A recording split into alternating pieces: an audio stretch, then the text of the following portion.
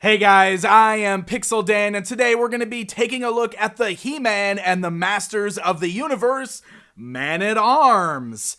That's right, my friends. This is the brand new Man-at-Arms as he appears in the new Netflix animated series, which is aimed at a younger audience. It's a very different take on Duncan. Instead of being an older character who's more of a mentor to He-Man, this particular Man-at-Arms is roughly the same age as He-Man and the rest of the crew. So he's a lot younger, very different take on the character. So we have a very different Man-at-Arms action figure than we've ever had before.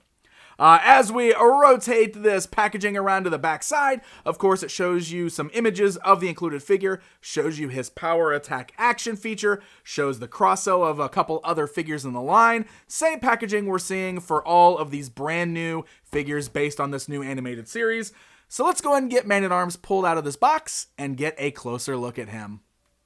All right, so we've got Duncan outside of the packaging. Let me go ahead and bring in the tape measure so you can see that the figure stands right at 5.5 inches tall, meaning that these figures stand at the same height as our vintage toys, as well as the Origins toy line. Now, Man-at-Arms here is one of the very drastic redesigns. Now, color scheme-wise, he's still orange and blue, and that's pretty cool. But if you've seen the show, you know that this is not the same Duncan that we had in the original series, because this Duncan is young, just like all the other characters. Basically, all the characters in this new show are either in their teens or late teens or maybe early 20s. I don't know. They're young. Duncan, went from being a mentor character in the original series to the same age as He-Man and everybody, it seems. So he's a very different looking character. Also, one of the big things, and maybe this is a spoiler, of course, if you haven't seen the show yet, but He-Man's not the only one that can use the power of Grayskull. The whole team, all the good guys,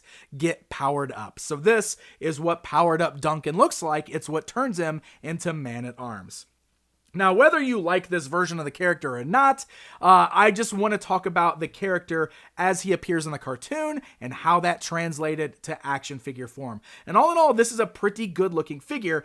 I do have some nitpicks where the paintwork is concerned, because I think it's pretty clear that right away you can see there's some really bad paint deco right here on the left thigh. You can see some of that kind of gunmetal color didn't get brushed on all the way onto the orange plastic. And then up here on the helmet, it's the same thing. You can tell that there's some overspray that's just really sloppy looking. I will say I love that they did the translucent blue on the face mask and that you can see a fully sculpted head underneath. I think that's really great. The helmet is not removable though. This is all part of the figure. That would have been really cool if we could take the helmet on and off. But I do love seeing a fully sculpted face underneath the helmet. It's a really nice effect.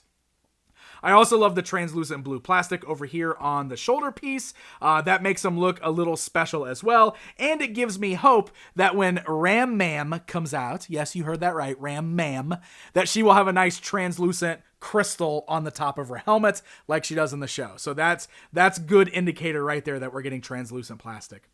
Now, the overall design is interesting because he's got a very Samus Aran look to him, right? Very Metroid. That's what I thought as soon as I saw him. That totally is what it feels like. And one of the other things about him is he's not as big and bulky as He-Man and Skeletor. Those two are huge and they got the big giant muscles, whereas Man-at-Arms is much more lean. So that makes this feel less like a Masters of the Universe toy compared to everything else that we've gotten before. Because basically, He-Man figures are always big, chunky, buff dudes, and this is not the case. He's much more lanky. So it's a very interesting redesign, but all in all, the action figure does seem to resemble the character from the show. So his articulation is as follows. The head can look left and right. You can slightly move it up and down because it is on a bit of a ball joint there. The helmet is going to hinder that movement just a bit.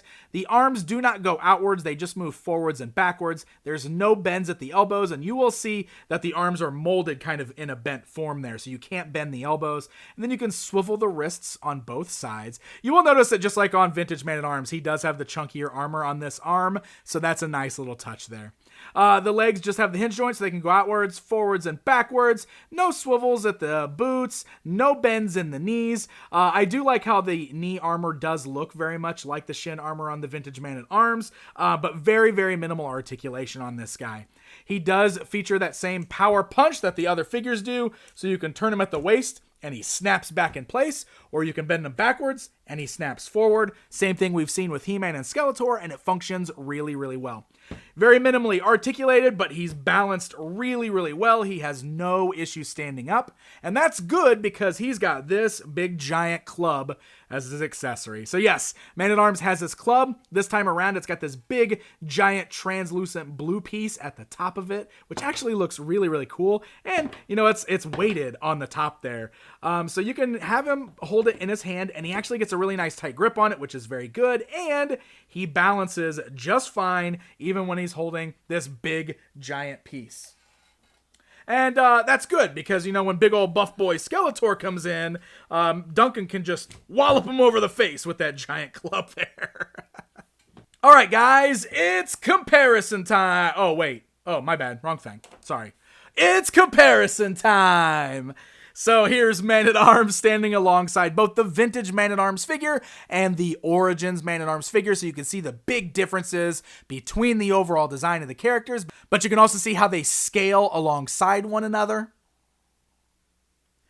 And here he is with all of the various Man-at-Arms figures from the different series over the years. So there you go, my friends. There is a look at Duncan, the Man-at-Arms, from the new Netflix He-Man and the Masters of the Universe series. All in all, I feel like it's a nice figure. It's a good toy, which is what I keep saying about all the figures in this line. It's a drastic departure for the overall look of Man-at-Arms, but I still think there's some fun things going on with the figure. I love the translucent pieces, and honestly, this gets me really excited to see some of the other characters. I can't wait to track down some of the other villains, like Trapjaw, because he looks bananas in the new show, and I'm really excited to see what his figure is like. So these guys are hitting Walmart stores right now. That's where I found mine. I found He-Man, Skeletor, and Man-at-Arms together. I believe they're shipping in a case, but I know Trapjaw's out there too, so I'm definitely going to have to see if I can track him down. But I believe the price point on these is $11.99. So happy hunting, my friends, and thank you all so very much for watching this video. Until next time.